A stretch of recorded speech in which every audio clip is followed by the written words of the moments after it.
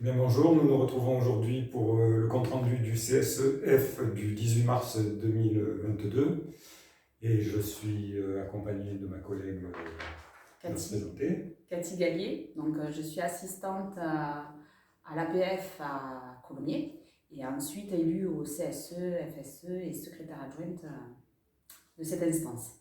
Ce qui nous fait beaucoup de choses. Oui. Daniel Robibaud, je suis éducateur au PSEP Olympe de Gouges. Je suis délégué syndical CGT et je suis également élu au CSEF et au CSEC. Donc nous allons faire le compte rendu de cette séance du 18 mars. Et avant de débuter, je tenais à remercier au nom de tous les élus des personnels qui viennent nous remplacer au pied levé des fois, notamment la personne qui me remplace, pour que nous puissions exercer nos missions chaque jour, quoi. Donc on va pouvoir débuter l'ordre du jour par c'était la première question, c'était l'approbation des PV. Avant, il y avait une info préalable qui avait été donnée par M. Castel. Merci Daniel. Concernant l'Ukraine. Donc, on nous a annoncé l'ouverture d'un dispositif qui s'appelle Urgence solidaire Ukraine 31 pour mineurs isolés et pour mamans accompagnées d'enfants de moins de 3 ans. Alors, ça se situerait dans un centre de vacances à Mondonville. Mondonville, qui tout le monde le sait, se trouve par là, après Toulouse, un petit peu vers l'ouest. Et qui avait déjà servi sur le temps de la pandémie. Voilà. C'était une structure d'urgence. Que je ne savais pas. Donc, il y a un certain nombre de jeunes qui arrivent avec des mamans et qui sont éparpillés sur le territoire de Haute-Garonne, qui ne sont du coup pas forcément identifiés et pour lesquels on ne met pas en place d'accompagnement nécessaire. Donc, l'idée, c'est même d'accueillir, ils sont souvent accueillis sur l'ensemble du département, et ce dispositif sera plutôt une porte d'entrée à l'aide sociale. Voilà. Parce que l'objectif, c'est de les accueillir et ensuite de leur proposer tous les dispositifs du droit commun. Voilà, il s'agit de les diriger vers les guichets de préfecture aussi, pour qu'ils puissent bénéficier d'un statut temporaire qui apparemment leur proposerait un titre de séjour de 6 mois. Donc après, nous, en tant qu'élus, on a posé aussi des questions pour les salariés, sur les conditions des salariés, à savoir qui était engagé sur place. Donc ils cherchent une psychologue qui puisse parler ukrainien par cette association. Ils ont trouvé du personnel là où ils pensaient ne pas en trouver, puisqu'on connaît la pénurie sur notre secteur, et en fin de compte, peut-être que cette situation touche particulièrement certains professionnels. Ils ont trouvé des éducateurs. Et ensuite, on a posé des questions sur les conditions d'accueil au niveau de la structure. Est-ce qu'il y avait tout ce qu'il fallait et donc, c'est une structure, c'est un centre de vacances. Donc, il y a tout ce qu'il faut. Et donc, ça a été opérationnel assez rapidement. Il y avait approbation du PV du 26 et 28 janvier. Alors, la bonne nouvelle, c'est que le PV du 26 a été approuvé à l'unanimité par l'ensemble des élus. Donc ensuite, il y avait le PV du 28, mais qui, lui, a été reporté car arrivé trop tard pour lecture par le secrétaire du CSE, qui n'a pu après le faire passer aux élus pour le travailler. Voilà. On a un petit problème avec la boîte de compte rendu. Les délais s'allongent et c'est pour ça qu'on a du mal parfois à maintenir la cadence de l'approbation des PV, et c'est pour ça que nous vous invitons à regarder ces comptes rendus vidéo, parce que du coup vous aurez les informations à temps. Donc ensuite nous avions la question sur la CFCT, où il y avait 3 points. Il avait été énoncé la possibilité d'uniformiser les DUERP. Donc là, DUERP, document unique d'évaluation des risques professionnels. Non, je le dis parce qu'on n'est pas toujours au courant de tous les signes. C'est vrai, tu as raison. Et donc d'harmoniser ces DUERP pour justement faciliter la consultation, parce que c'est très important. Tout à fait. Donc nous avions Cathy Rull qui est venue faire une intervention. C'est ça. C'est pas vrai, Daniel? Ah ben oui, c'est ça, je lis mes notes. Et donc? Donc, elle nous a expliqué que ce document-là permettait de repérer des situations dangereuses par poste de travail, donc que ce soit pour les travails de nuit, que ce soit pour les gens qui travaillent en cuisine ou en entretien, etc. Et par établissement. Donc, repérer quels risques, comment les supprimer, prioriser ces risques. Voilà. Et tout cela, ce sera des points qu'il faudra aborder en réunion RP. Voilà, la décision donc, qui est sortie de tous les débats et des explications sur le DUERP, c'est que les personnes qui sont les plus proches, ce sont les RP. Et donc, a été proposé qu'à chaque réunion de RP soit mis un point à l'ordre du jour sur les DUERP et afin de les actualiser au fur et à mesure. S'il y avait un souci, je rappelle que la CSCT est présente ainsi que les élus du CSE, qu'il ne faut pas hésiter à les faire remonter. Et tout cela nous amène au point B, que nous avons abordé, qui était l'enquête sur les surveillants de nuit. Oui, tout à fait. Donc, voilà. Elle est en cours. Elle est en cours. Ça c'est bien déjà, oui. C'est une bonne chose, elle a démarré, elle est en cours. On rencontre pas mal de professionnels quand même. Mais avec toutes les difficultés qui y sont inhérentes, c'est-à-dire que nos amis qui travaillent la nuit, forcément, ne travaillent pas le jour, donc ils sont compliqués à les rencontrer. Mais ça se fait petit à petit, et ça a même des effets très positifs, puisque beaucoup sont contents qu'on les prenne un petit peu en considération, enfin qu'on s'intéresse à eux. On parle très souvent des éducateurs, on parle très souvent des postes administratifs, voire des autres postes, mais les veilleurs de nuit, voilà. Il est temps d'y mettre un peu de lumière dans cette lumière. Oui, ça a permis pour eux d'avoir un temps de parole. Et puis pour nous, de voir qu'au sein de l'ANRAS, il y a des disparités, il y a des fonctionnements complètement différents, tant sur le lieu de travail que sur la collation, sur le confort, les équipements. Donc, cette enquête, bon, on est qu'aux prémices, mais je pense que ça va permettre de remettre les choses à plat. Et on a commencé déjà à avoir quelques préconisations en tête. Notamment, on rappelle que très souvent, les veilleurs de nuit finissent leur carrière très fatigués. Qu'il y en a pas mal qui, enfin, finalement, en cours de carrière, souhaiteraient passer à un travail de jour, voire même sur un travail éducatif. Donc ça s'est fait jusqu'à présent, ce que nous a dit le directeur de filière, et que, bon, à compter de maintenant, il sera plutôt fortement conseillé de passer par une formation plutôt que de passer par une VAE. Oui, puis c'est diplômant. C'est diplômant, voilà. Et puis ça permet d'avoir une formation, enfin, en tout cas c'est bien que l'ANRAS pousse ou c'est quand même plus confortable de suivre une formation voilà. avec des cours et d'avoir qu'une VAE où il faut se débrouiller par soi-même. Ouais. Et enfin, il y avait le point Covid. Le point C qui était le point sur la pandémie. On sait que depuis le 14 mars, lever les masques. Bas les masques. Mais maintien des gestes barrières. Des gestes barrières. Restons prudents. Ne vous jetez pas les uns sur les autres pour vous faire la bise tous les matins. Lavez-vous les mains assez souvent. Respectez quand même le port du masque dans les véhicules. C'est important avec les enfants.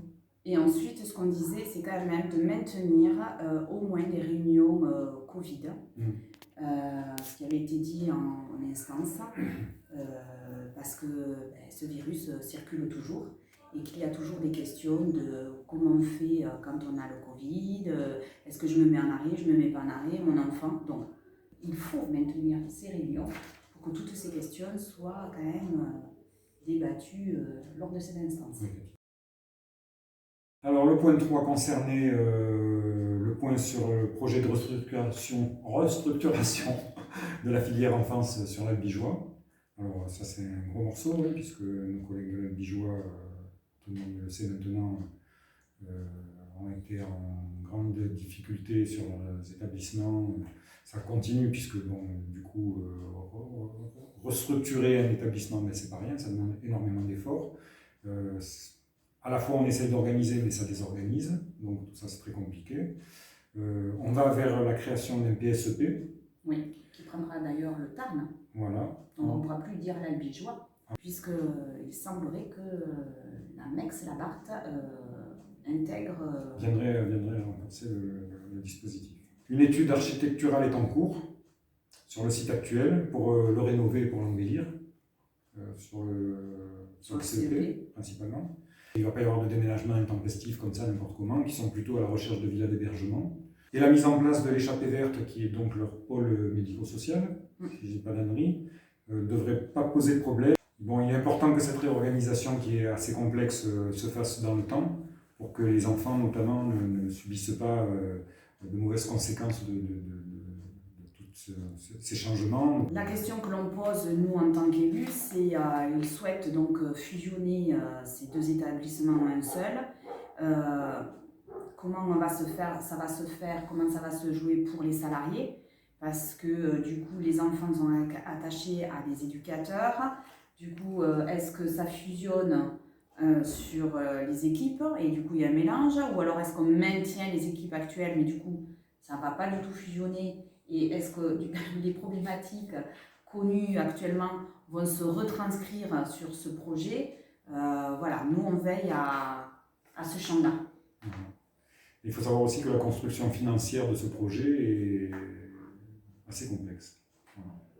Oui, parce qu'ils réfléchissent sur ces pommes hybrides, donc qu'ils vont inventer, semble-t-il. Ça ne sera pas le CEPOM que connaissent la filière MSEA, et ce n'est pas la territorialisation pour laquelle nous nous sommes battus il y a quelques années. Donc un CSE central extraordinaire va être prévu pour aborder le projet. Voilà, la conjonction des deux. Puisqu'il y a le projet sur la filière sociale enfance, et puis il y a le projet sur le médico-social, sur tout ce qui est le Tarn. Ma chère Cathy, oui. Sais-tu que nous abordons le point 4? Déjà, oui. Le temps passe vite. Point sur les établissements. D'accord. Alors un petit A, c'était la MEX, la BART. Oui, parce qu'à la MEX, la BART, il y a eu une assemblée, une réunion générale avec donc tout le personnel, pour leur annoncer que du coup, il n'y aurait plus de directeur d'établissement sur place, mais un directeur adjoint. Ça fait partie donc de cet aménagement, de ce grand projet dont on a fait écho tout à l'heure, du coup que la MEX, la BART rentre dans le projet du Tarn. Voilà, donc les conséquences aussi, c'est que tout le pôle administratif, eh bien, il va y avoir certainement une restructuration aussi, puisque au départ de la comptable, tout ce qui sera comptabilité, fiche de salaire, etc., sera pris par ce gros pôle du Tarn. Voilà. Mais les gens vont continuer à toucher leur salaire. Mais les gens vont continuer à toucher leur salaire. Pour l'instant, après, ça remet en question un peu aussi tout ce qui était pour les établissements, l'autonomie. Avoir une comptable sur place ou avoir un administratif sur place, on le sait dans notre quotidien, ça nous aide à avoir à nos questions des réponses beaucoup plus rapides. Je pense que du coup, dans le fonctionnement, ça va avoir des incidences. Voilà. Très bien. Et ensuite, la MEX, la Passarella. Alors, au niveau de la Passarella, c'est un problème qui, je pense, est propre à tous les établissements, c'est-à-dire au niveau de l'orientation des enfants, qui sont orientés sur des établissements où ils ne devraient pas y être, dans les foyers d'accueil ou dans les MEX. C'est un problème qui touche, du coup, au niveau de la psychiatrie, un souci aussi, et qui a des incidences sur les conditions de travail dans l'éducatif, au quotidien, face à de la violence, face à des réponses que je pense qu'on ne peut pas donner. Oui. C'est-à-dire qu'il ne s'agit pas de dire que ces enfants n'ont pas leur place forcément dans un établissement, mais en tous les cas que l'établissement qui accueille, lui, n'a pas forcément tout le matériel, tous les outils pour pouvoir faire une prise en charge adéquate et efficiente. C'est plutôt ça qu'il faut entendre. Donc, quand un enfant est orienté, que ce soit par l'ASE ou même par solidarité d'établissement, parce que ça arrive, la solidarité d'établissement, on soulage un autre établissement d'un jeune ou deux qui pose des difficultés, on l'accueille, très bien, mais il faut que les moyens suivent avec, c'est-à-dire renforcement d'équipe, je ne sais pas moi, ouais, mise en place de moyens supplémentaires pour que ça ne pèse pas sur les équipes, sur le quotidien, parce qu'on voit dans certains endroits des équipes qui s'épuisent et des gens qui tombent malades. Enfin, je veux dire, c'est finalement contre-productif parce que les gens tombent malades, l'enfant accueilli n'est pas encadré et accompagné comme il se doit. Voilà. Et finalement, de cette situation, tout le monde souffre. Et au lieu d'être aidant, voilà, la question c'est, est-ce que quand on fonctionne comme ça, on est aidant, quoi. En tout cas, sur les points d'établissement, on y reviendra de manière régulière, parce qu'on s'aperçoit que ces problématiques, autant pour le projet du Tarn que les problématiques qu'on vient d'énoncer, sont récurrentes et on aura toujours un œil vigilant sur ces questions-là. Voilà.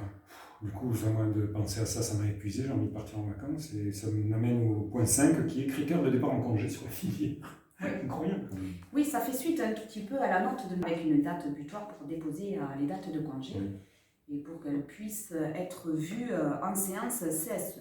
Donc en séance CSE, ça va être un peu compliqué de regarder tous les critères et tous les départs en congé. Et ensuite, comment faire pour harmoniser tout cela sur les établissements? Voilà, parce qu'on s'est aperçu lors du débat en CSE que selon les établissements, les critères de départ en congé, hormis ceux conventionnels ou du droit du travail, il y avait un peu des usages aussi. Donc c'était un peu compliqué de vouloir harmoniser et d'imposer même une priorisation. Voilà, dans les critères. Donc ce qui a été décidé au final, c'est que ce point-là soit vu avec les RP. Voilà, ce qui a été décidé, c'est de ne rien décider. C'est que les RP, et on sera vigilant à ce que cette question-là soit vue par les RP, parce qu'on s'est rendu compte que là aussi, tous les RP n'étaient pas consultés. Voilà. Non, il est important qu'il y ait des écrits qui bordent, toujours pareil, les fonctionnements, en laissant quand même une marge, une capacité d'usage, effectivement, suivant les établissements, quand c'est à l'avantage du salarié. Bon, toujours est-il que c'est la nécessité de service qui prime, ça, et puis que les congés, c'est soumis à l'avis de l'employeur. Et ensuite, nous rappelons que quand même, il y a des délais. Si vous n'avez pas de réponse, parce qu'on s'est aperçu aussi que dans tous les établissements, il n'y avait pas de retour des demandes suite aux demandes de congés. Donc on rappelle que dans un délai de mois, si vous n'avez pas eu la réponse de votre employeur, c'est que c'est accordé. Très bien. Voilà. Et bonnes vacances. Alors le point 6 abordait le thème des apprentis éducateurs filière sociale enfance, ainsi que le projet de charte des apprentis en race. Donc le projet de charte des apprentis en race n'a pas été fait par l'employeur, n'a pas été établi, par manque de temps. Mais par contre, un courrier des apprentis a été adressé au directeur de filière, qui en a pris connaissance le jour même lors de l'instance et donc n'a pas pu répondre à ce courrier. Bon, ce courrier faisait état de problématiques des apprentis dans le quotidien, c'est-à-dire que des fois ils se retrouvent sur des postes au dernier moment en solo, remplacement de quelqu'un, certains frais qui ne sont pas pris en compte, les primes d'internat ne sont pas pris en compte, les dimanches, les jours fériés, donc voilà. Donc, pas mal de revendications qu'ils ont. Ça faisait état de... Voilà. Donc, qu'il faut étudier par rapport aux droits des apprentis. Ouais, et aux droits du travail. Aux droits du travail. Et de notre convention, parce qu'ils sont salariés de la 66. Et rien ne nous empêche aussi, ou n'empêche nos directions de faire évoluer ces choses-là et d'être ouverts à des améliorations. Voilà, donc les apprentis seront pris en entretien par le directeur de la filière, qui a pris le temps d'étudier leurs revendications et sur une délégation, il va les recevoir. Très bien. La trésorerie du CSE. La trésorerie du CSE, pour lequel je rappelle, il y a 2 personnes qui tiennent à bout de bras ces postes énormes. Moi, je tiens à dire que c'est vraiment, vraiment du boulot parce que chaque problème que chaque salarié rencontre sur le site, sur j'ai pas eu mon chèque, il faut le renvoyer ou autre, ben, c'est deux personnes qui répondent au quotidien. C'est un travail de dingue, d'aller-retour sans arrêt entre les demandes des salariés auprès des RP auprès des élus CSE de la commission, retour, vérification de l'info. La création des fiches, et puis on sait que voilà, c'est quand même plus de 1000 salariés.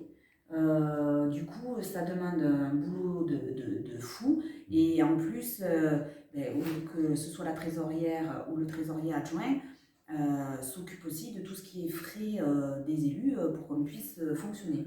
Donc des comptes, les œuvres sociales, les ASC. Voilà, donc on tenait à les remercier du travail qu'ils font et à vous dire aussi que si vous êtes victime d'un raté ou d'un retard, soyez indulgents. Il y a quelques anicroches, mais dans l'ensemble, ça fonctionne quand même pas mal et on est assez content de ce fonctionnement. Voilà, et on rappelle que mes clubs, même si certaines ne sont pas satisfaits, permet une offre quand même. Est-ce qu'il y a un fonctionnement idéal? Déjà. Il faut forcément faire un choix dans la façon de fonctionner et de partager cette manne. Qui puisse correspondre à tout le monde. Puisse correspondre à tout le monde. Et évidemment, il y aura toujours des gens pour qui ça ne plaît pas. Il y en a qui préféreraient que ce soit plus simple. Il y en a qui sont très contents d'avoir des offres diverses comme ça, étendues. Donc voilà, il faut faire des choix et après il faut que collectivement on accepte ce choix et qu'on fasse en sorte que ça fonctionne. C'est pour ça qu'après on n'hésite pas non plus à avoir, on accepte les retours et on demande d'ailleurs les retours. Et c'est pour ça que du coup on est passé de tout apprendre où on a vu que ça ne fonctionnait pas à des cartes Pastime qui sont actuellement distribuées par vos RP pour justement bénéficier de réductions, de bons sur tout type de loisirs ça peut être commerce, ça peut être service, restauration, et sur tous les territoires. Voilà. Au-delà de cette question du pastime qui a été donc votée en plénière et qui est actuellement distribuée, on a pu aussi aborder la question du COEF et du changement de tranche. Parce que, toujours pareil, hein, on fait toujours un petit bilan de l'année passée où ça a été mis en place, de la trésorerie, de ce qui reste, etc. Parce que là aussi, il y a des difficultés entre les envois de tous les établissements. Le boulot de trésorier, c'est ça aussi, c'est de se mettre en lien avec les établissements pour le versement, qui ne sont pas toujours à jour, bref. Donc du coup, d'autres tranches ont été décidées, que vous trouverez certainement en pièces jointes ou en cadre quelque part dans l'écran, par là. Et donc ça a été mis au vote. Voilà. Donc je rappelle que le COEF, c'est aussi mettre son avis d'imposition sur le site, que ça reste quand même anonyme, puisque c'est deux personnes toujours qui gèrent ça. Et je sais que pour nous, moi je peux parler à titre personnel, à l'APF, le coefficient familial était d'usage à l'APF depuis 20 ans et ça n'a jamais posé de problème. Ce choix aussi de COEF, c'est pour être plus proche de la réalité des cellules familiales, mais aussi ça a été travaillé par les trésoriers des filières pour uniformiser les œuvres sociales, les ASC, pour l'ensemble des salariés. Voilà. Bon. Même si les montants ou les tranches peuvent changer, pas les tranches mais les montants, en tout cas l'objectif est d'uniformiser. Voilà. Encore une fois, il faut choisir un fonctionnement, c'est celui-ci qui avait été choisi, à nous de le faire vivre correctement. Donc ma chère Cathy, le point 8 sur la désignation des représentants de proximité. Voilà. Donc 3 établissements étaient concernés, l'AMEX Saint-Jean-d'Albi, sur l'AMEX le Céciré et sur le PSEP Olympe de Gouges. Voilà. Et à tous les 3, nous souhaitons une bienvenue dans les instances représentatives du personnel. Voilà. Et nous passons d'un bon de Cabri, au point Ouais. 9, qui parlait du processus de remise des documents pour l'étude des comptes administratifs par le CSE en avril 2022. Et voilà. Que peux-tu nous dire là-dessus? Qu'il y a du retard. Voilà, comme d'hab. C'est le prochain ordre du jour du prochain CSE en avril, c'est l'étude des comptes administratifs. C'est important. On demande à l'avoir assez tôt pour pouvoir les étudier parce que c'est lourd. Les comptes administratifs, ça permet d'avoir le projet de l'établissement, de savoir dans quelles conditions nous allons travailler, sur quoi s'oriente l'établissement. Et c'est tellement lourd à étudier que cette année, au regard des années précédentes, on table sur l'étude de ces comptes sur 2 jours. Certainement sur 2 jours, puisque voilà, c'est vrai qu'on finit sinon des fois très très tard. Et quand on repart très très très fatigué, il y a des risques sur la route et ça c'est pas bien. Voilà.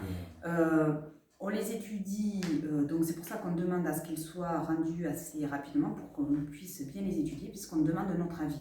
Cet avis ensuite est remonté au conseil d'administration. Donc il est important pour nous de pouvoir le faire de manière pro. Mais très souvent, ils arrivent en retard parce qu'effectivement, c'est aussi du travail pour nos amis de l'administration, les comptables et tout. Donc, voilà, c'est pas simple. Voilà, parce qu'il y a des échéances et donc même pour les administratifs, comme tu dis, c'est compliqué. En point 10, il y a eu des projets et appels à projets sur la filière sociale enfance. Alors, oui. Te souviens-tu de quelque chose? Oui, au niveau de l'APF, nous sommes en train, donc, ça s'étoffe de 2 services d'AMO renforcés, un sur Colomiers et un sur Villefranche. Et d'ailleurs, il y a une équipe qui était basée sur Toulouse et qui va partir sur Villefranche. L'objectif étant d'être au cœur du secteur, pour pouvoir ensuite développer un partenariat et être reconnu sur le lieu. Ensuite, sur Carbone, il existe déjà l'antenne d'AMO classique, enfin, quand on dit classique, et l'AMO renforcée, sauf que les structures ne correspondent pas aux besoins. Donc, il achète une grosse villa, une ferme, et en association avec ADES Europe, où ils accueilleront donc cette association, plus l'AMO classique et l'AMO renforcée. Ce qu'il a été demandé par les élus, c'est que soit mis à l'ordre du jour de manière régulière ce point-là, pour qu'on puisse être informé à temps des appels à projets pour lesquels l'association répond et ceux qui ont été acceptés. Pour qu'on ait un œil aussi un tout petit peu sur les conditions pour les salariés. Le point 11 arrive à grands pas. Donc une salariée encore qui part pour inaptitude. C'est le constat qu'on peut faire une nouvelle fois sur notre secteur. Depuis que nous sommes en CSE filière, on a un œil un peu plus élargi de ce qui se passe sur les établissements, là où on ne voyait qu'avant que sur notre propre établissement. Et on ne peut constater que nombreux salariés partent sur des inaptitudes avant la fin de leur carrière. Souvent très fatigués. Et c'est ce qui nous a amené d'ailleurs sur la question des veilleurs de nuit, à faire une enquête, c'est-à-dire de vérifier que ces personnes-là, est-ce que en cours de carrière, elles ne pourraient pas trouver d'autres voies qui leur permettraient de rebondir et de quitter des métiers qui sont parfois fatigants, quoi.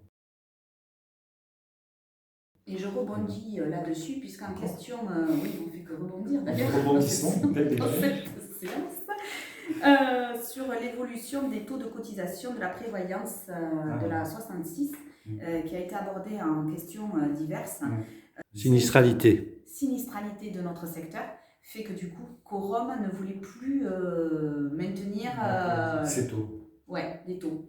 Il y a eu tellement de dépenses de par les départs que du coup, ils augmentent. Si on voulait signer, et donc nos délégués syndicaux au niveau national, s'ils voulaient maintenir la prévoyance, il fallait monter le taux.